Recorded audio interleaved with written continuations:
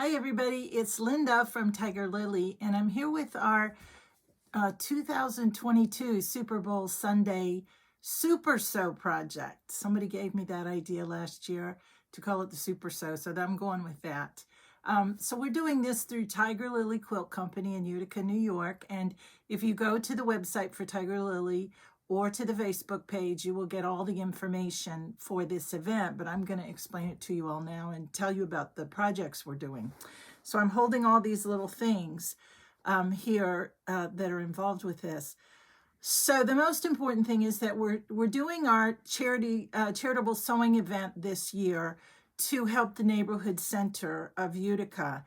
But I found out this year that the neighborhood center is involved in more than just Utica. They have outreach to numerous other communities in the area.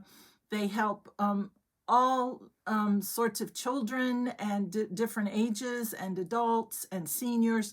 So they are really covering a big gamut of different groups and giving a whole lot of assistance to the community these days. So primarily what we're going to do, the project that we're going to do here, as you can see, is for children. And of course, we always love to do projects for children.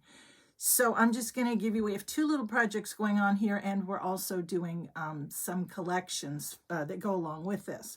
So the first thing we're going to do, and I will say the things we're collecting, let me say what we're collecting first. We're making these pillows with pockets, and we want to fill the pockets. So we're collecting coloring books and activity books. So coloring books also have other kinds of activities in them. And just little story books or books for children of various sorts. Anything that you might want to pick up for them. This is a puzzle, which is great for kids. And when we're giving them activity books and coloring books, we want to include either colored pencils or Crayolas for them to use with this. So all of those things are going to be very useful to put in the pocket of our pocket pillows. And also, I will share that I love to do these little fabric books. Now, I know down at Tiger Lily, she has numerous, not necessarily this one, but she has numerous panels to make fabric books. So if you want to make a fabric book and include it in your donation, that would be just fine too.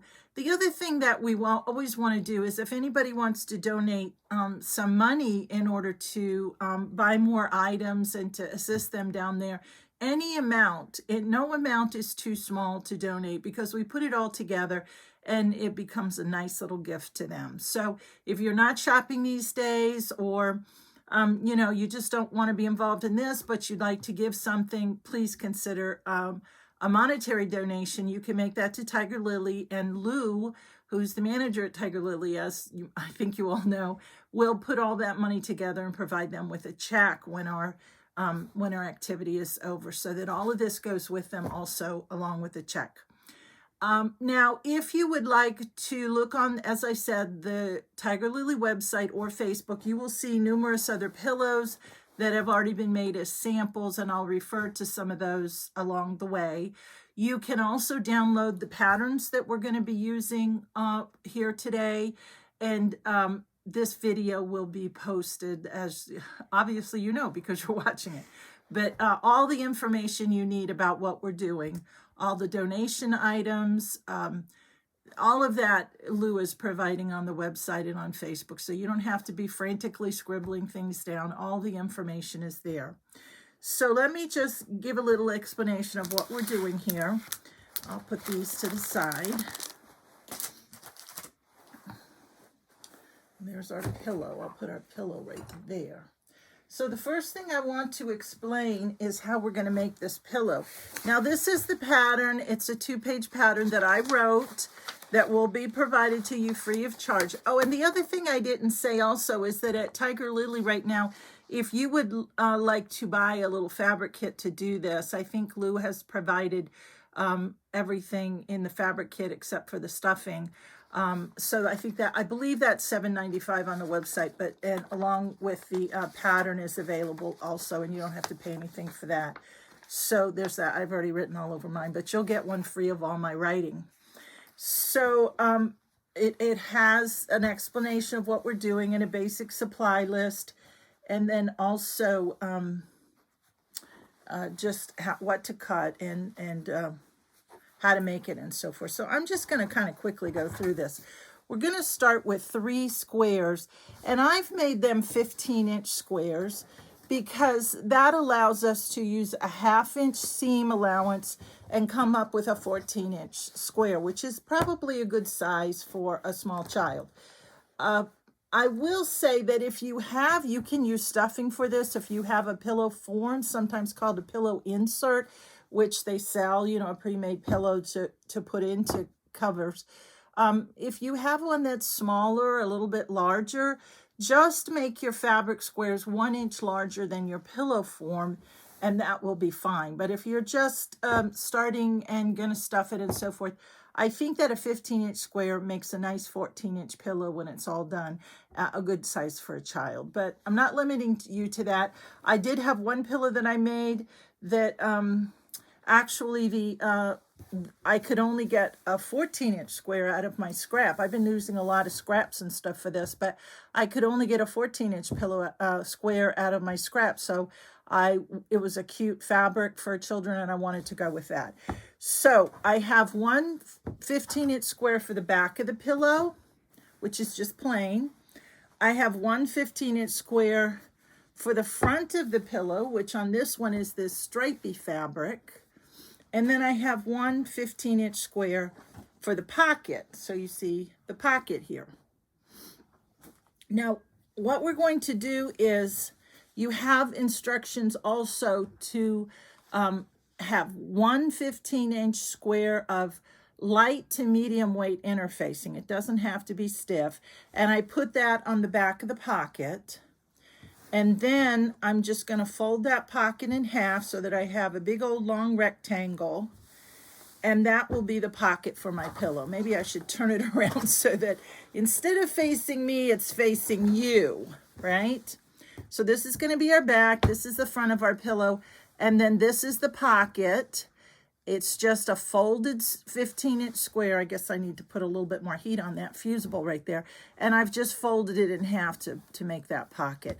Now, on this pillow, then I would suggest that you put a line or two of top stitching along the top of that pocket. The reason for the interfacing is that it makes it a little bit firmer so that, it's just nice and a little bit of body there. There are other things that you can do on your the pocket. On the Tiger Lily website or Facebook, you will see this one I put rickrack on, but you'll see I did one where I had pieces of a cute fabric that looked like a children's fabric to me from a jelly roll. So I cut them into 2.5-inch squares, and I just pieced the front of the pocket and sewed. I had a seam running right across the top because I just sewed another piece on to provide the inside of the pocket. But you can do anything along here that you want. It mentions on the instructions. Put a little rickrack if you have some. Anything that you want to do, you can applique something on, anything that strikes your fancy, or just leave it plain. So many of these fabrics that we get for children are so cute that just leaving it plain is a lot of fun too. So after you have finished your pillow, your pocket, however you want to finish it, the next thing we're going to do is the handle. Now the handle is a 4-inch by 10-inch piece of fabric that you can cut from any of the fabrics that you want, or a scrap even if you have a scrap, and then adhere the interfacing to the back of that also. Your pattern also calls for a piece of interfacing for that. And you should be able to, if you have a 20-inch wide piece of interfacing, you should be able to get both the pocket interfacing and then the handle as well out of one cut of interfacing because it's 20 inches wide. Now we're going to do this thing that we do so often making handles. We're going to fold it over once and iron, fold it long ways and iron, and then fold each of the edges inward to the center, both edges inward to the center, fold it in half again, ironing as we go so that this all does what we want it to do. And that's what we're going to end up with for our handle. So this should be 10 inches by 1 inch by the time that we have completed that handle folding. So I pre-folded this one clearly, but if you iron it as you go. And also I will share that I have one of these clapper things from the shop that I absolutely love, especially for things like this, because it really makes my fabric obey me. So there's that. And I got that at Tiger Lily also. So once we folded that, the minimum to do is to sew about 1/8 of an inch or 1/4 of an inch from each edge. I hope that you can see the sewing lines here. But I also went back through and put a couple more sewing lines because that makes that handle very firm, so that you have a nice firm piece to hold on to and it stands up and so forth. So some additional sewing lines really firm up that handle, and that interfacing in there helps as well. So once we do that, we're just going to, we got in the pocket, some kind of sewing along the top of the pocket, whatever decoration you have, and we have the handle. Let me go to my next step, which is this one. So this is different fabric clearly, but I have now put my, I finished off my pocket, which has been interfaced.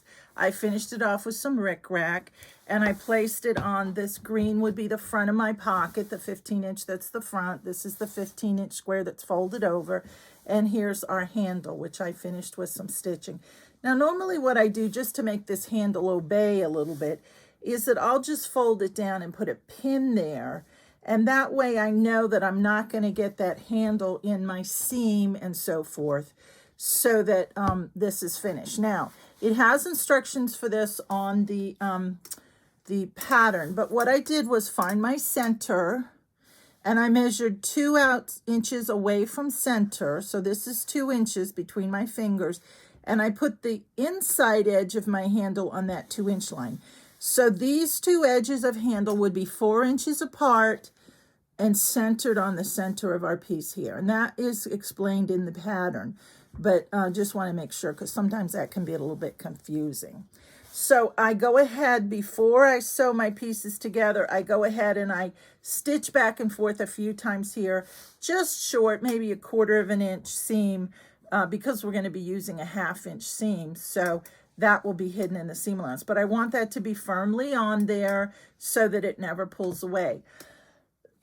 The other thing that I do after I put my pocket on is that I also go with a 1/4 inch seam around the outside of the pocket, because I feel it just gives me more ability to sort of handle the whole thing while I'm sewing. There's several layers here now, so you can see that seam is there. There's quite a few layers here. Actually, I need to cut that down a little because I barely even caught the backing in there. So I probably need to fix that a little bit. But I sew around here to keep the pocket on. And then what I also do is I sew over maybe 3 or 4 times over the top of the pocket, right where it joins there. Because if there's stress on this pocket, that's the point where it's going to tear out. So if we sew back and forth a few times there, it's going to give it a lot of strength. So once I've prepared the front, then I take my back piece, which is this orange fabric, and I'm going to lay it on top. I love to clip all around with my Wonder Clips. So I'll clip all over. I would be probably a little bit more careful doing this if I were getting ready to sew, but for purposes of just demonstrating, I'm just going to put a few clips in. And we want this to be nice and smooth so that the seam sews around here. No pleats in the seam or whatever. And again, we're going to leave an opening at the bottom. This is the top, so here's the bottom. I would leave that opening about 6 inches. And you can just, if you want to, just take a pen. That's not the right pen. I want to use my friction pen. I love to use these friction pens because they always come out with ironing. I'll just take a pen and mark an opening. A nice big opening like that is good because you can readily fill that pocket. You can make it smaller. It's up to you, but you know. And then just go around, starting here, always back stitching, 1/2 inch seam, and going all the way around, all the way around, all the way down and back to your other, so that you're going to leave this opening for your stuffing. The other thing that is an advantage to doing this basting, or this, attaching the pocket to the backing, is that when you go to close this up, you don't have so many layers just kind of trying to figure out what to do with them.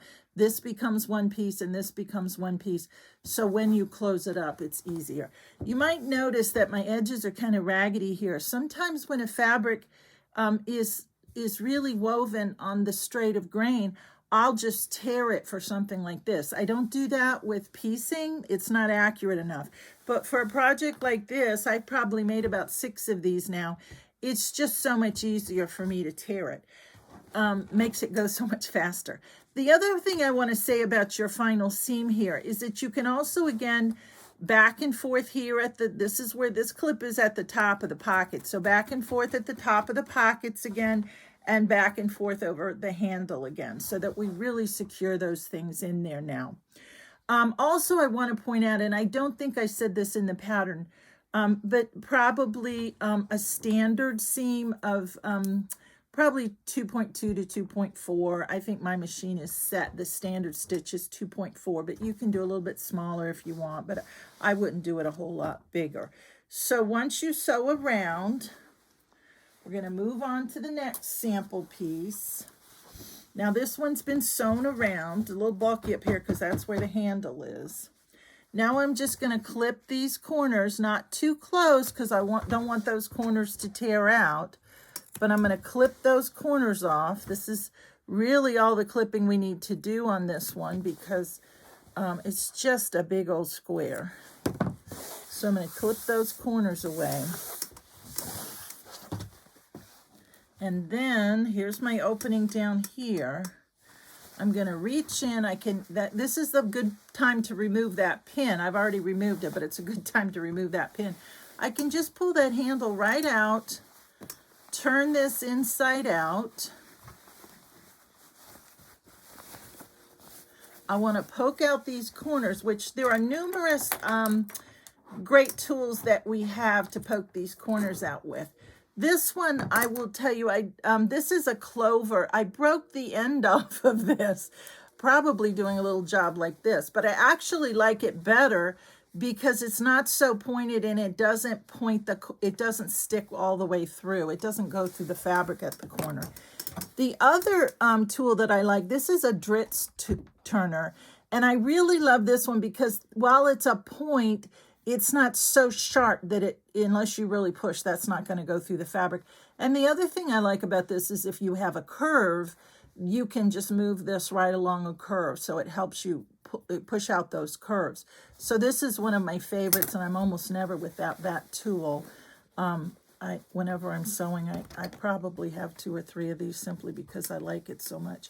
And then you're going to go out and just work on this and get this corner pushed out. And then these bottom corners are a little bit tougher because, as I said, there's about 3 layers of fabric and some interfacing in that corner. So, but luckily children aren't too picky about whether or not the corners are turned perfectly. So we got that going for us. And then the last one up here. Oh, also I didn't mention the purple thing that we also love to use, which is also, these things work well as stilettos and then also as turners. The purple thing also has a little end here, which I'll show you using that in a minute on something else, but that's a 1/4 inch square, so that helps with measuring too. This one, I just had this big old piece of pink dotted ribbon, and I don't even know where it came from, and I don't know what else I would use it for, but I thought, a child would really love something like that, even though it might say, as an adult, we might think, what's that going on there for children? That's cute. Now, one thing I want to point out is that if you turn this a different way, you're going to have the same thing, only you're going to have your pocket on the back, and your decoration's going to be hidden. So I just like to make sure before I close this thing up that I have my pocket where I want it to be, because that pocket I made one and the pocket flipped around and I thought, wow, what mistake did I make here? But it turns out that the pocket had just flipped around during the turning phase of this. So now you're going to stuff this. Our local craft shops, and I think Lou also is going to have some stuffing at the shop, but our local craft shops have stuffing. And you're going to stuff that full and then fold those two edges in once it's stuffed, and either hand stitch that closed or machine stitched it. This sample right here, I did a machine stitch along there. I don't know if you can see. I just did it on my machine. I had to really squish it down to get the machine to go over there, but I pinned it beforehand so it wouldn't shift, and I managed to do it by machine. And I actually think that's a good idea because we don't want that to come undone and then stuffing everywhere. So this is your completed pillow ready to stuff with assorted books and whatever you have that you'd like to donate. Again, if you're not shopping these days, don't worry about running out if it's not what you feel you want to do, because we'll have a lot. You can just donate, even if you don't want to sew. You're just not in the mood to sew. You can donate things and we'll put them in somebody else's pillow. So that's how that's going to look when that's completed. Now, when I talked to our contact over at the neighborhood center, she said, well, you know, we have babies too. And I hadn't really thought about that, but I thought, geez, what can we do for babies that will go along with this? So I searched the internet and I came to a website that provided the pattern for this bear.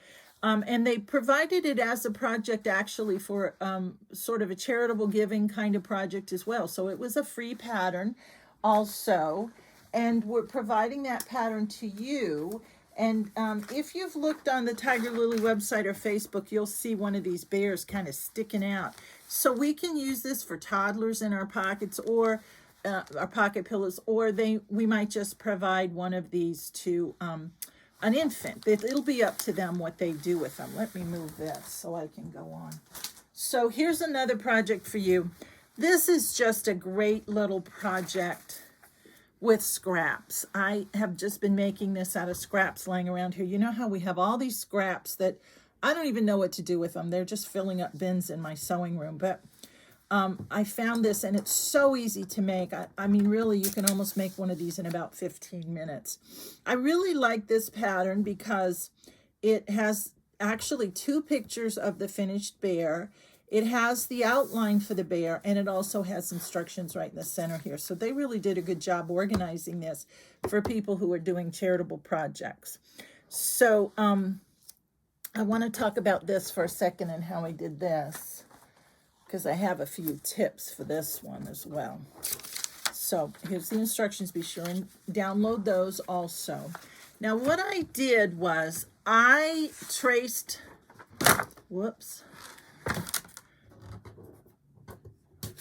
I traced the instruction thing and I made my own pattern. Now you can make your own pattern. This is just kind of a heavyweight fabric. You could do it with a piece of non-fusible interfacing. You could do it with tissue paper. You could do it with just a piece of printer paper. So you can just cut this one actually out of this sheet if you want to and use that for your pattern. But I traced my pattern because I like to have a pattern that's pre-cut. And the other thing you can do is use your light box or even a window. If it's sunny outside, which we don't always get in upstate New York at this time of year, but if it's sunny, you can use your window as a light box also.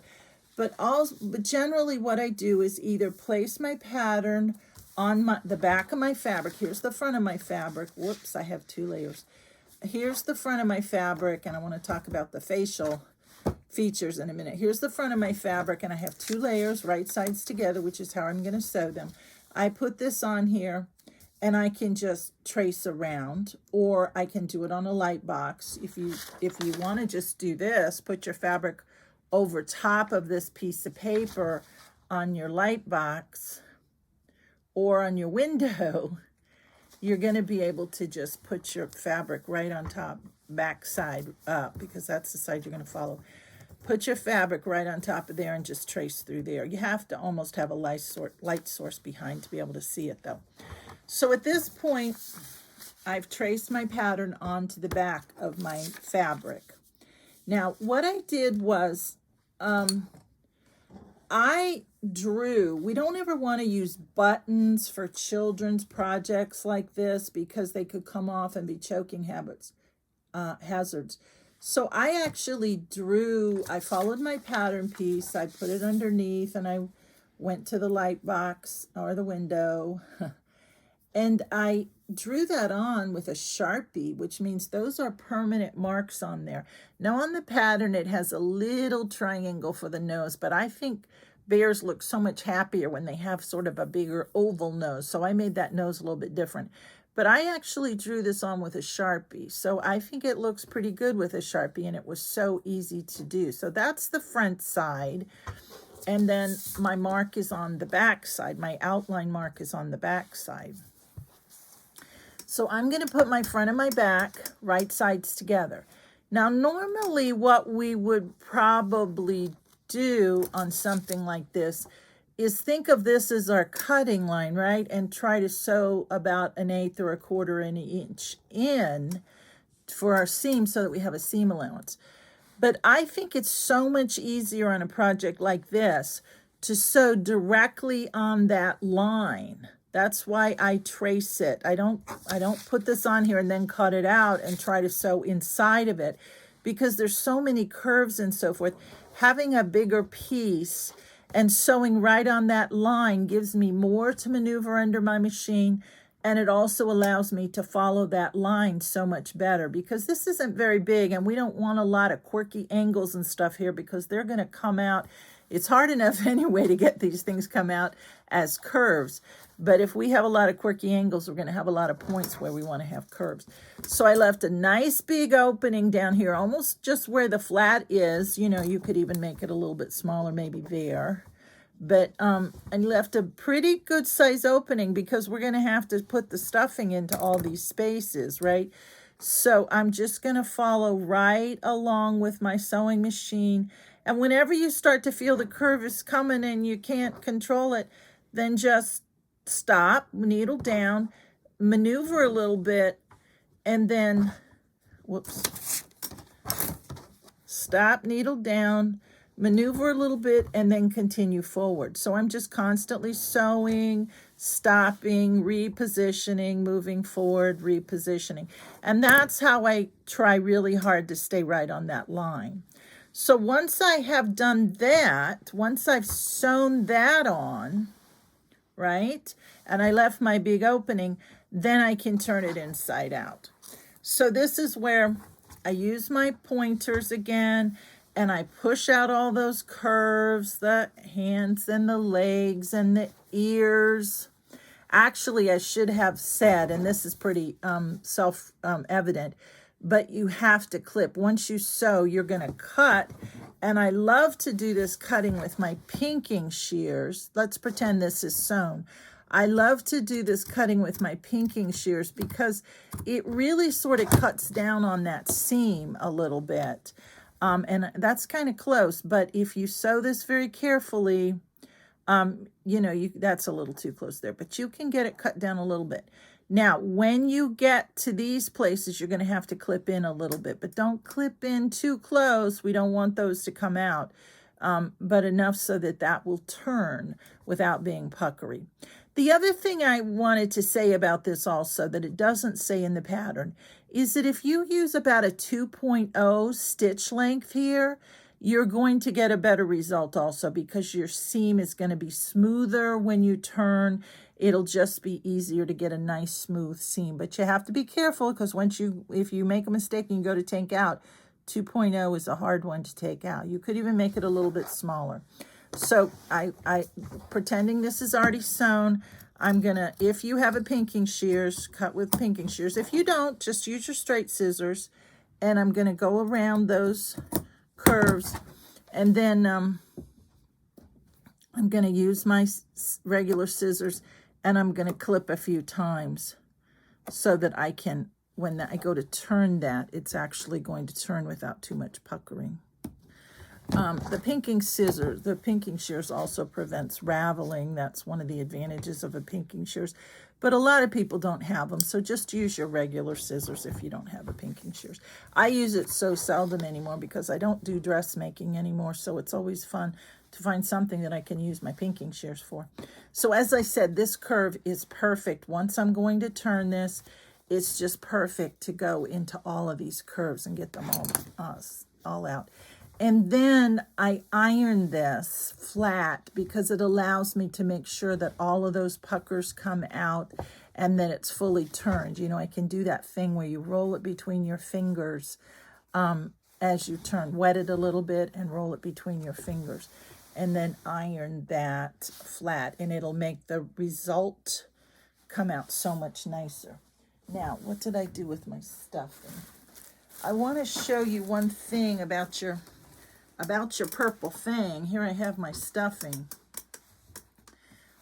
Once I get this stuffing in here, and this is why you want to leave that big opening. Actually, this bear is pretty easy to stuff because there's not a lot of little legs and arms. It's pretty easy to stuff. My purple thing has that little square on the end there, which is so to measure 1/4 inch. But I have found that, especially with this little project, I can use that almost like a paddle to jam that stuffing in to the ears and the hands and so forth, and it really helps. It generally just stays in that area a little bit better. It needs to be pushed a little bit more, and once we get more stuffing in there, it's going to force it outward. But you see, it works a little bit better to stuff, and that little paddle, that little square into that paddle is very useful for that.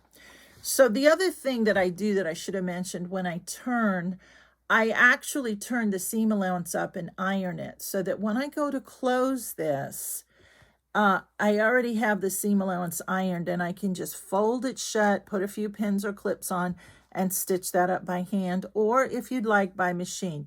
That needs to be nicely, firmly stitched, though, because children are going to be using this, and we don't want their little bear to be falling apart while they're playing with it. So we want to make sure that that's a nice firmly stitched there. And we're just going to keep putting stuffing in, and you see it's not that hard to stuff. We got to push it out into the ears and the cheeks and the arms and everything.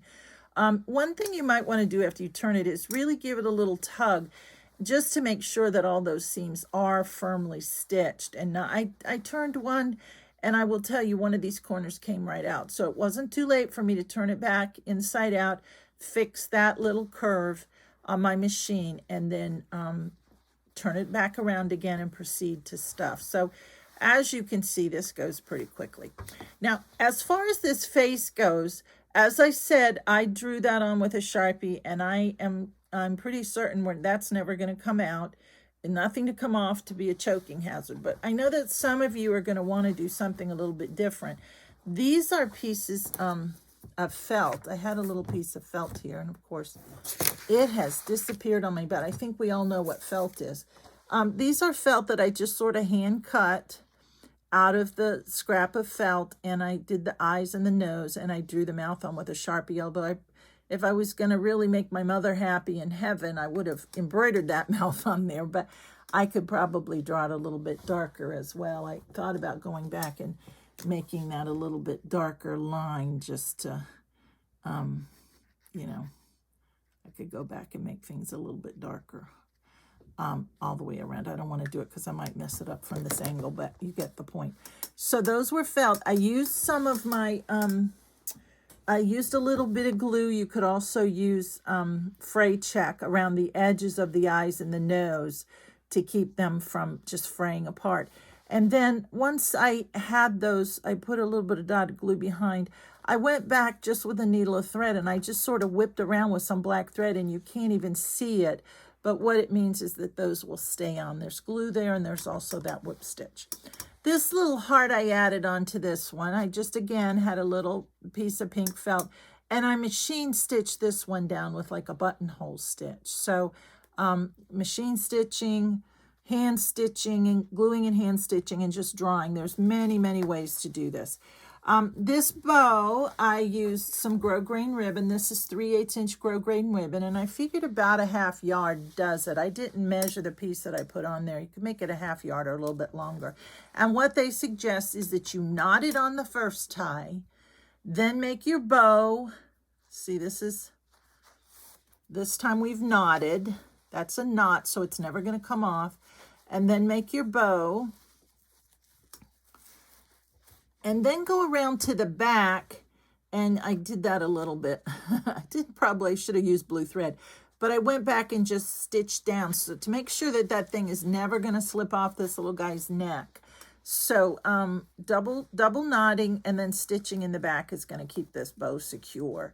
And so then he can just go right into our pillow, or he can be given to a baby that's not old enough to use one of these pillows. So pillows are good for resting on and for keeping your stuff in. And I will tell you, I had a thought when I started doing these. I had a pillow when I was a little child. I had a pillow. It had a bear face on the front, but it's where I put my pajamas every night for years and years and years. And in fact, I'm wondering where that pillow ever went. But I kept every morning I'd wake up, change my clothes, and stick my pajamas in the pocket, and they would be right there when I went to bed the next day. In fact, I think my mother even washed them and put them back in the pillow, so they'd be there even when they were freshly washed. So I will say, again, there are lots of instructions and pictures on the Tiger Lily website and on Facebook for you to follow. The instructions for both the bear and the pillow are there. There are kits available at Tiger Lily so that you can buy a little kit, but I think we probably all have a lot of scrap fabric. I think also Lou will have ribbon and stuffing there, and if not, the local stores have some things. I'm available for any questions or anything you want to ask about this. You can reach me through Tiger Lily. And of course, Lou and the ladies down at Tiger Lily are always so helpful. So please just make a phone call down there and they'll be glad to help you as well. So don't forget, we have the making the pillows, making the bears, and then the donations they're asking for coloring books, regular books, coloring books, activity books are kind of the same thing these days.